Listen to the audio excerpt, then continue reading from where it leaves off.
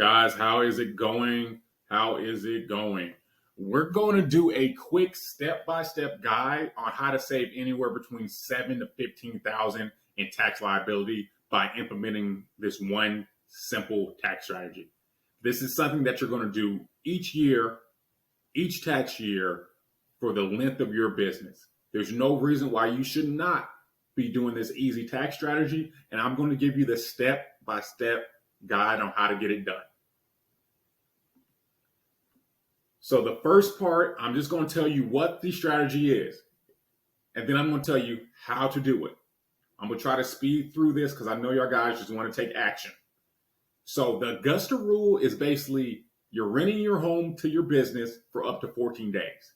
Your business pays your personal self or your personal home for that meeting room space for up to 14 days. And why up to 14 days? Because the Augusta Rule tax law says if you go over 15 days, we now have to report that income, and it's no longer tax free.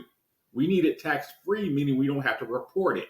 Keep it under 14 days. So that's 14 meetings a year is what you need to have in your personal living room in order to save around 5 to 15,000 in tax liability. Right? So we're renting out our personal living room and our business is paying for it.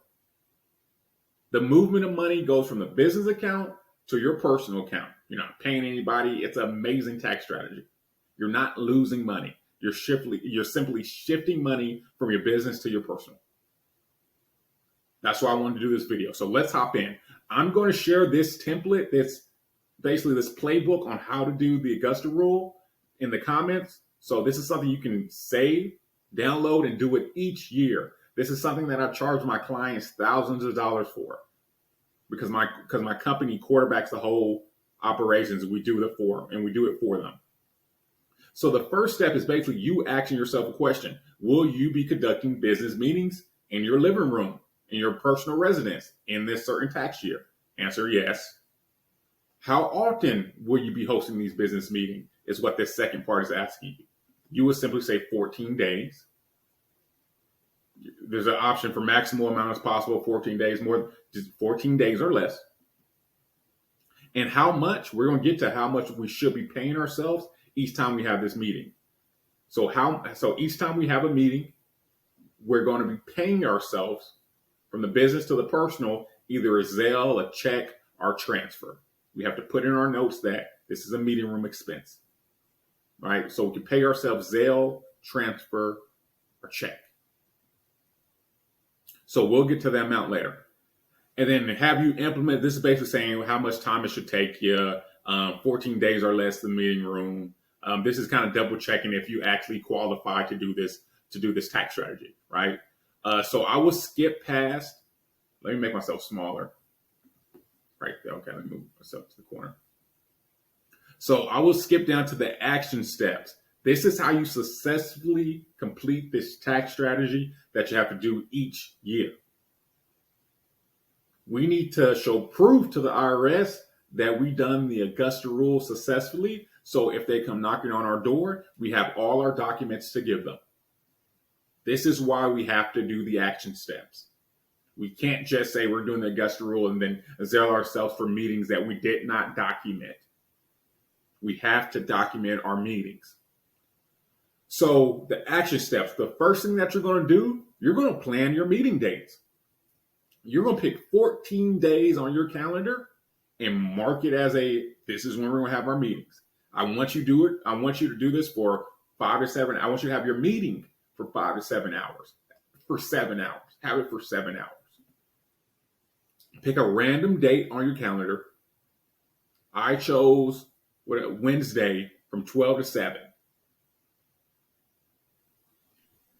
And I'm going to have my meeting. And I'm going to do that 14 times on 14 different dates within the given year. Each time I have that meeting, I'm going to conduct my meeting. I'm going to host my meeting. Then I'm going to Zelle my personal self the amount that I should. And then we're done with that. On to the next meeting. And we should already be having meetings anyway if we're conducting business. We should be meeting at least quarterly, annually, and monthly. So that's the first step. Go to your Google Calendar, mark a date on which you're planning your meeting dates. This is going to show the IRS that, hey, the IRS that we had the meeting date on this said date. We documented it in our software. And the meeting notes that we actually take is going to have the date. Right? So the next part is finding your comparable quotes on how much you should pay yourself. This is the site that I use. I use Peerspace, right? So let's go to Peerspace. So this is Peerspace. This is where we find our comparable quotes to see how much we should be paying ourselves each year, right? So you go to peerspace.com, you put in team meeting, and then you type in the area which you're at. I'm in Houston, Texas, so I use Houston, Texas. I like to find a space where it's the highest amount, and it's in my area, and it's a place that I will have business in. I will rent something like this for my team, and I will have my presentation here, and I'll have my team meeting here, right? So I will use this quote. So 285 times 7, what is that? And it may not be this big. Your team may be smaller, so you use a smaller room. But you will at least try to get one of the largest rate, because the more money that you spend, the more business write-offs and tax liability you're going to save. So 285 times 7. Around 1,995 is what I'll be sending myself each time I have a meeting. So times this by 14, because we're having 14 meetings. I just created a business expense of $27,930.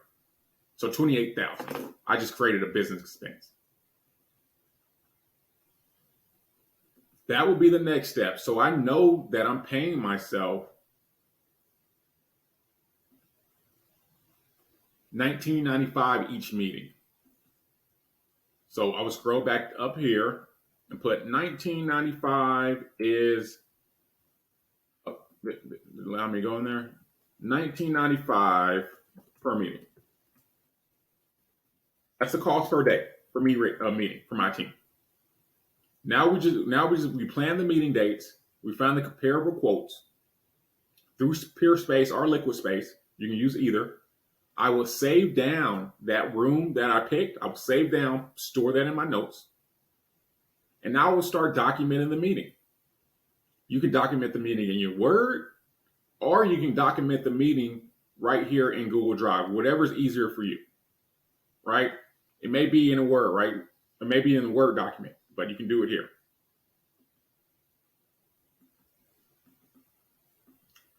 So you can put team meeting.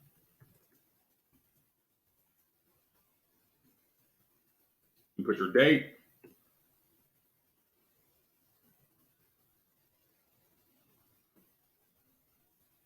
You put who was intending the meeting.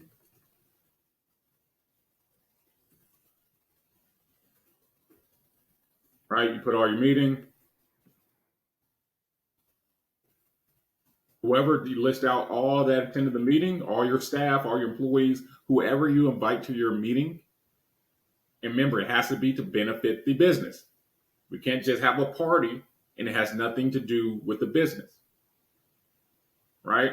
So it can be all your employees or your spouse who's related to the business. We just need to conduct this in a manner that's going to benefit the meeting.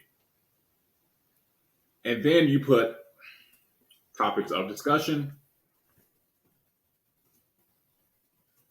We always need to talk about financial performance. And these are just notes. You can mix it up. I'm going to put a template in there so you can kind of go off my meeting notes on what I do for my clients. But I'm kind of just breezing through this for you guys, right?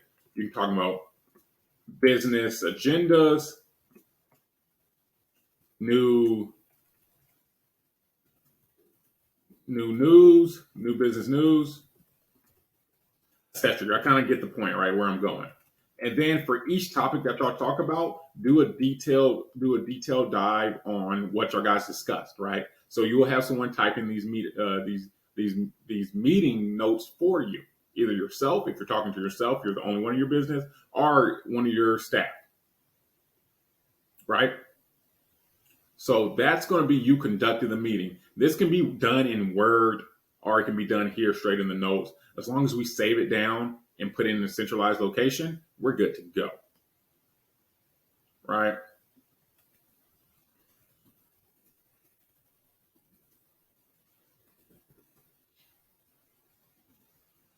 What's the next one?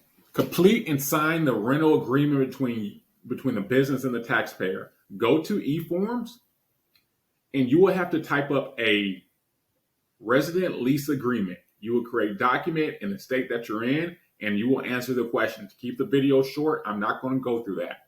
Go to eForms, type in resident lease agreement and go to the state that you're in, right?